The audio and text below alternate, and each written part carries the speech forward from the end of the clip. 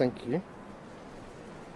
Well, good morning. We've just finished our daily COVID meeting with the Premier, where we received a range of very encouraging news for Queenslanders. While we have 27 new cases of COVID-19 in Queensland, 11 of those are overseas acquired on board a ship, the Pan Europe tanker, which is an LNG tanker, anchored off Gladstone. Most of the crew are vaccinated and will be cared for on board unless their condition changes. The 16 locally acquired cases are all directly linked to the Inala outbreak that we've been monitoring. 3 are students at Ironside State School, 9 are household contacts linked to Ironside State School, 1 is a teacher at Brisbane Grammar School, 2 are students at Brisbane Grammar, and 1 is a household contact linked to Brisbane Boys Grammar. So it's good, encouraging that all of the new cases again can be directly linked. Also encouraging is that the fact that of the cases reported today, only 3 were infectious in the community for 1 day and 1 was infectious in the community for 2 days. So 3 infectious on the 31st and 1 infectious on the 30th and 31st. The other 12 were in quarantine throughout the entire infectious period. So the fact that they are all linked and mostly were in quarantine is a positive development too. That brings our total number of cases in this outbreak to 79. We've had 1,886 cases in total, 122 are active. In the last 24 hours, Queenslanders outdid themselves again when it comes to getting tested for COVID-19. We did 52,351 tests, another record for Queensland, a fantastic result. What we have to do from here is to keep it up. That level of testing, that over 50,000 tests a day, gives the Chief Health Officer a chance to be confident that there isn't transmission other than what we've been able to identify, other than what we've been able to directly link to the Inala outbreak. Last night, I can advise Queenslanders that the Prime Minister phoned the Premier and they had a very productive conversation. The result of that conversation is that the Commonwealth will bring forward the delivery of some Pfizer vaccines that were allocated to Queensland for September and bring those forward to August.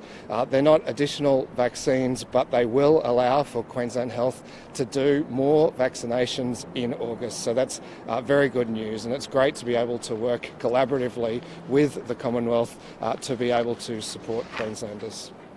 I want to speak now directly to the 7,766 people who are in home quarantine, subject to home quarantine directions. And I want to thank them for what they are doing for all of us.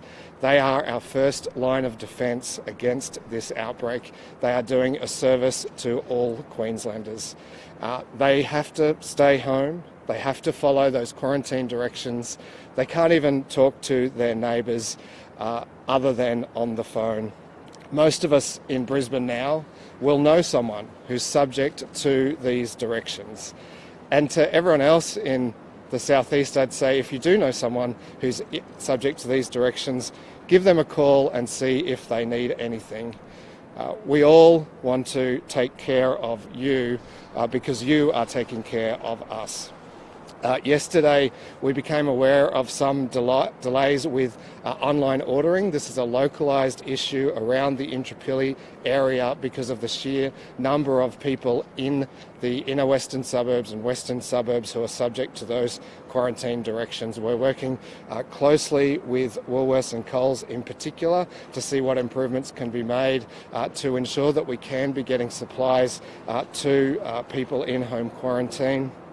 While they address those issues, though, we've also now engaged our Care Army and our NGOs to assist with the delivery of click and collect orders.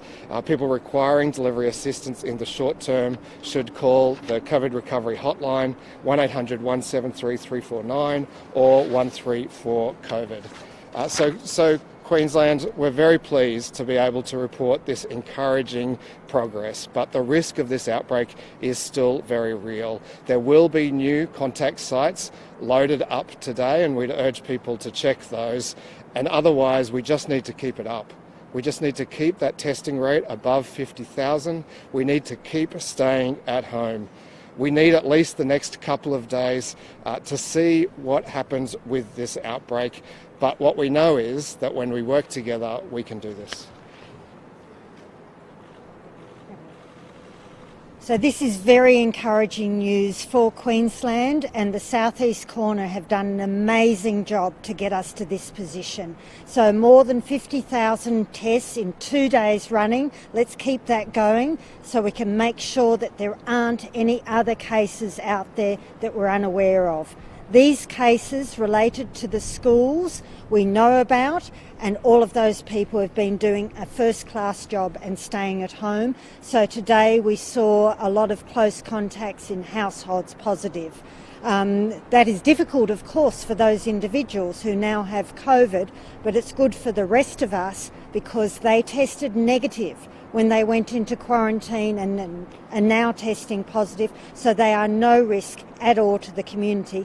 And I thank every single one of those households that went into quarantine when they were asked to do so.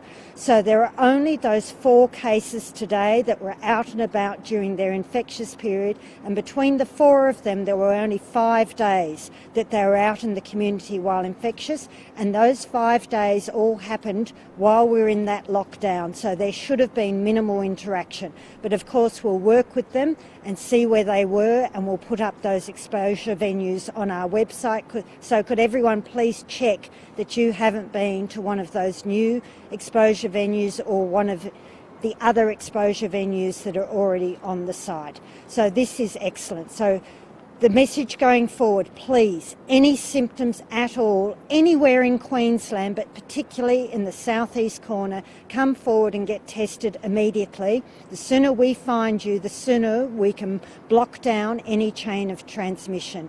And for everyone else, if you're subject to those stay-at-home orders because you live in one of those 11 LGAs, please just stay at home. It's really important because, as you can see today, we have got those 5 days from today's cases, those 4 people who are out and about while infectious. But hopefully, given we had that lockdown in place, they didn't come into contact with too many people. But we know it only takes a few seconds and you can transmit this Delta variant. It is so transmissible. So please everyone, just till we get totally on top of this, stay at home if you possibly can. That's really, really important.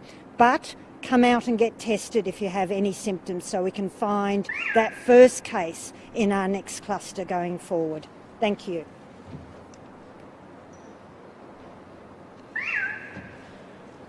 Well, thank you, Queensland. Tens of thousands of people came out and got tested over the last 24 hours. Please keep up this great work over the next few days. And of course, as the Deputy Premier said, can we thank those over 7,700 people who are home quarantining right now. Please, the only reason these people can leave home is for a test. No other reason. If they're a close contact and if they need any assistance whatsoever, they should ring our 134 COVID line. We have our Care Army out there to support people. And of course, if you know someone who is a close contact, as the Deputy Premier said, reach out by phone and see if there's any support you can give them. But of course, you cannot visit them or have any contact. We are very pleased with the news overnight around the vaccinations. So we welcome the 112,320 extra visors that are being brought forward from September. We've been advised that half of those vaccines will arrive next week, with the following half the following week. So we will immediately start planning for those extra doses and where we will focus the delivery of those extra vaccines. I also can advise that we've been working really hard with the Pharmacy Guild and can confirm that we are providing 22,600 doses of AstraZeneca to 113 pharmacies over the next couple of days. Those deliveries will start today. So we are providing AstraZeneca as well as the consumables that pharmacies need to start vaccinating in the next couple of days while they wait for the extra deliveries to arrive from the Commonwealth next week. So this means more pharmacies coming online earlier, and I think that's fantastic news, and I thank the pharmacies for working closely with us on that. Sadly, we have seen globally us kick over the 200 million mark of official positive confirmed cases of COVID. We've had 4.2 million deaths reported globally, and Indonesia overnight have reported 1,747 deaths. And sadly, we heard the news out of New South Wales yesterday. 2 deaths, including a 27-year-old who had only recently been married and had no underlying health conditions. This is really, really sad news. And it reminds us why what we are doing is so important. We know what we need to do. We know we can do it.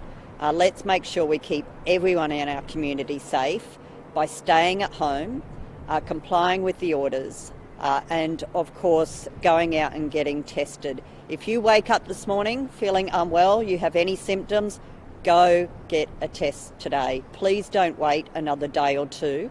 As soon as you have symptoms, go get tested. If we do all of this and we do it together, we will get through this. Thank you.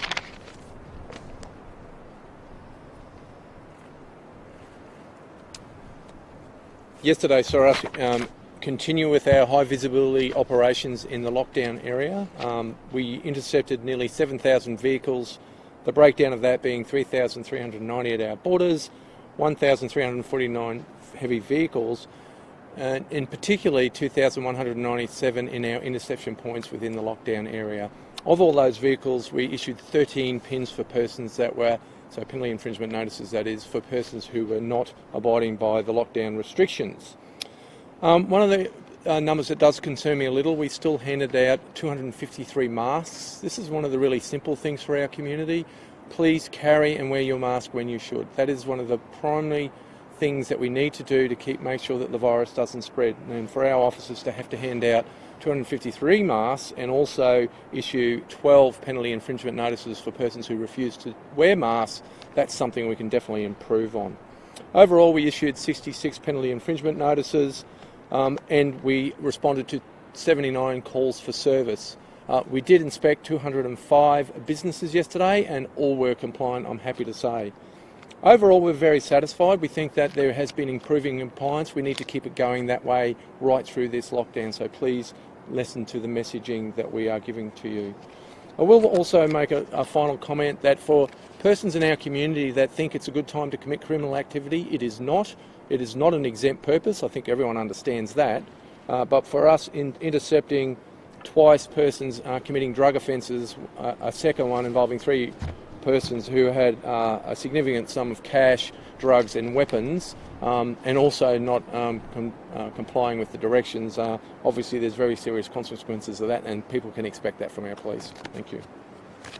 What's the acting Premier said it was encouraging. What is the most encouraging about those operations?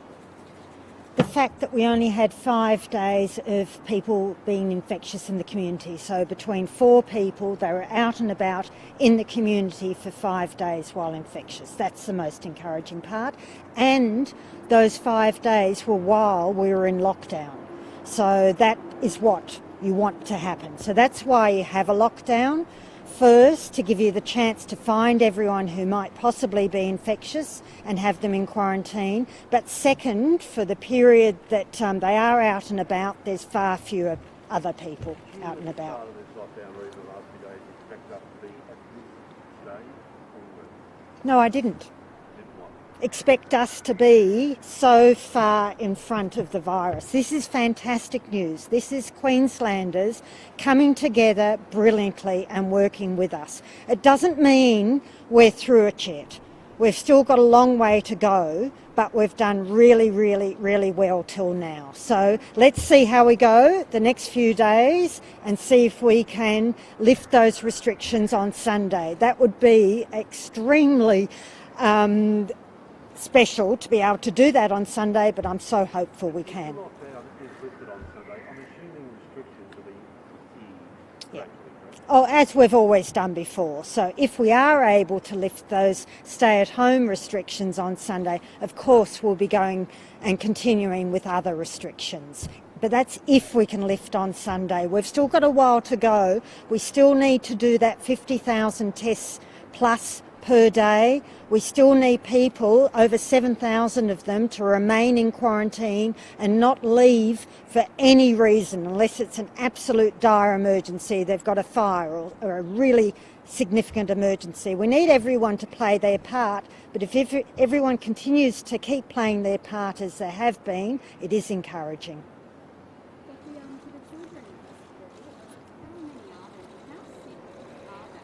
There's good news that, yes, we do have a lot of children in hospital, but they're not particularly unwell, but they need to be in hospital. And thank goodness we have got the Children's Hospital, which is one of the best hospitals in Australia for children. So I'm very confident that we can manage them there, or in one of those other hospitals that have now had a lot of experience in managing COVID in children. There was an alert last night about a quantum flight from Brisbane again last Thursday, which I suspect marine pilots. Yes.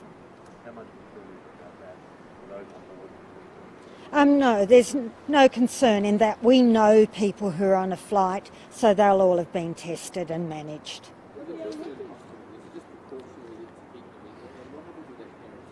No, so it isn't precautionary. It is because they do need to be there. So we've implemented our hospital in the home program again, and where hospital can manage people in the home, and where the home is suitable and there's suitable carers available, then we are keeping children at home. But there are some children that we're needing to admit to hospital. But they're reasonably well. They're not critically unwell. Their parents go in there with them. Yes, they'll have to quarantine for 14 days after they've last had exposure to the infectious case.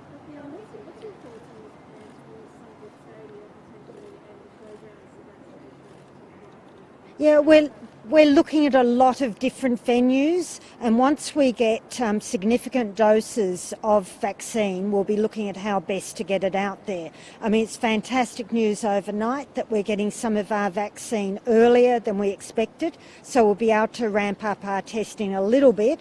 But then when we get those really big doses of vaccine, we'll be looking at how best to get them out there. At the moment, we've got 65 people out of our 122 active cases in hospital. Now, there's that new group on that ship off Gladstone, and at the moment we'll be managing them on that ship because most of them are actually vaccinated, and so they've got minimal symptoms. So we believe we can safely manage them on board that ship. Any that do need health care we'll be removing from the ship, and we've got some beds lined up in Sunshine Coast University Hospital if they're needed for those crew. We've got one person in ICU today, but it's the same gentleman who's been in ICU for a while now. He's not ventilated and he's stable.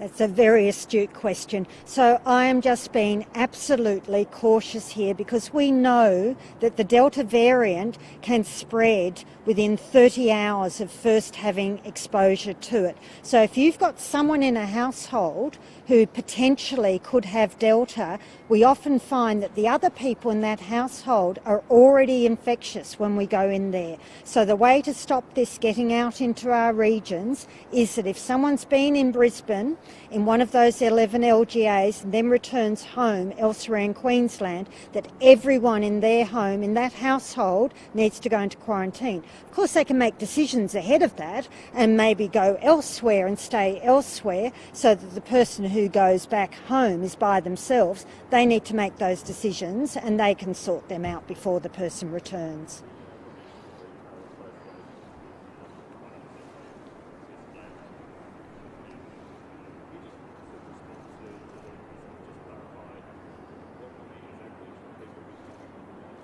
Yeah, I believe at this point in time in Queensland that the least amount of movement in our community that we can possibly manage, the better. So that is for everything. So if we can stop people moving around for any reason at all, if it's not essential, then just delay it for a few days. And hopefully that means we might be able to get out of this on Sunday. If we get out of this on Sunday, it'll be the quickest response to any significant cluster anywhere.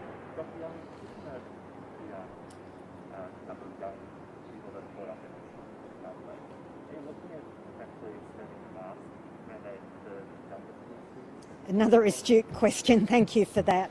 Yeah, we are looking at what we can do. So we're looking around the world, what other countries have done. Most places only require masks from the age of 12, and that's what we've always done here in Queensland. But we're looking if it's possible to do it for younger. For a start, we'll have to look at different masks. I mean, these masks wouldn't be any use because they're too big. So there's a whole range of things that we need to look at before we could do it. But yes, we're definitely looking at it. No, but they're mainly adults. They're mainly household members. But no, I don't have their ages yet. I'll get that later. So we only get all of our data at 6 o'clock in the morning and then rapidly look at what additional information we can get, because I think it's important we get it as quickly as we can. But it means we don't have all those details yet. But we'll be able to, by the end of today, put it out in a press statement. Yes, I do, if you don't mind me going and looking it up. I should remember it.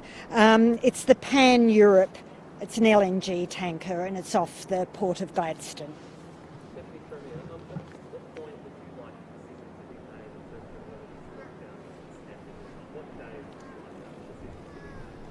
Look, as we always have, we'll endeavour to make the decision as soon as we can based on the information that's to hand, but it's difficult to say at this stage what the next few days will look like, and so we'll need to see those play out before we can advise Queenslanders what the arrangements will be beyond Sunday.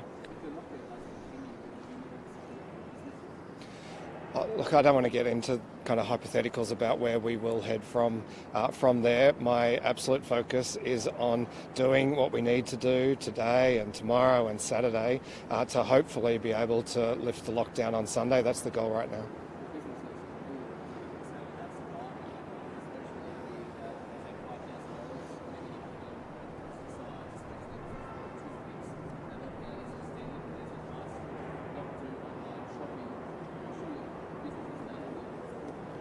Yeah, look, clearly we understand what impact this is having. We're in constant contact with our business community. It's just difficult to predict what the situation beyond Sunday will be from where we are right now. And so we just need to do everything that we can these next couple of days to give us the best possible chance of lifting, of at least easing some restrictions from Sunday. But it's too early to be able to predict whether that will be the case.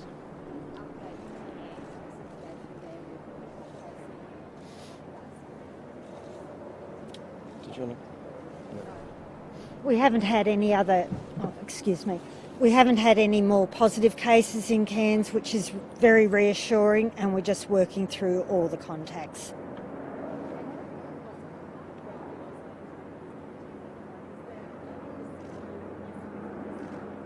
No, because we're outside. And this is awful outside, it's so cold. I don't know about all of you, I'm freezing. But anyway, no, I'm sorry. He's not a confirmed case, he's a contact. So, of course, he's already been tested, and I believe he's having a second test and he's fine. And we'll just work through if there are any risks there. But no, I'm not concerned. We are outside.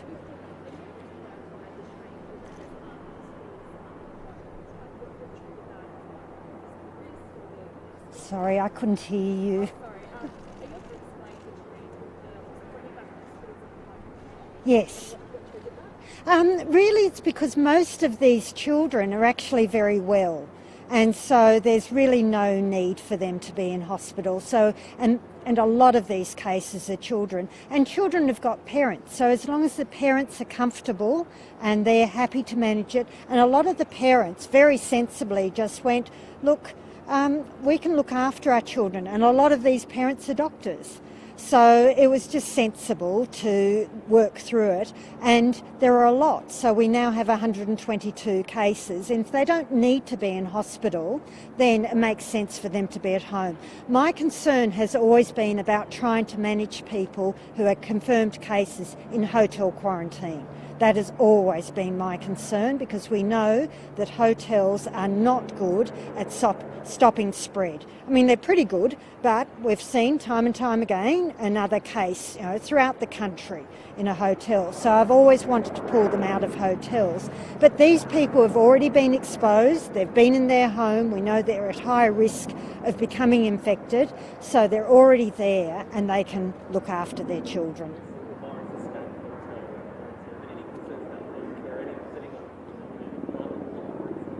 No, that's why we work through with these individuals, and we look at every single case as an individual case and work out what the risks are. Yes, so it's not a blanket approval that everyone gets managed in their home. It's a very nuanced process.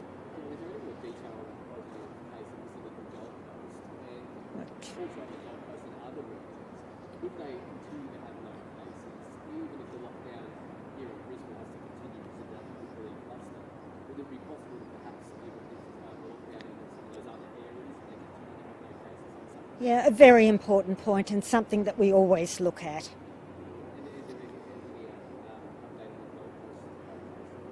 Well, only that they were down there and the venues are up. So if anyone's been to any of those venues, it's really important they come forward. Just on the hotel quarantine stuff as well, have you looked at any of the CCTV in that Yes. hotel where the two additional cases? Yeah. And we haven't found anything that triggers a concern. We just know that it's so easy to transmit Delta.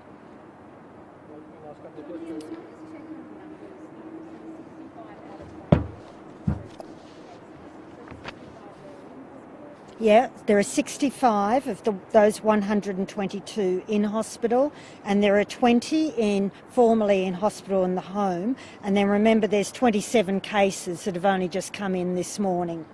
So if we try and add all those up. Yep.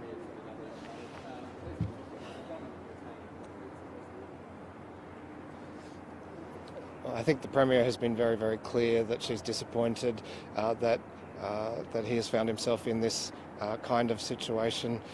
Obviously, everyone, even politicians, are entitled to be considered innocent until proven guilty. There is a court process underway, and I'm not going to comment beyond that. We need to let that play its course. Thank you.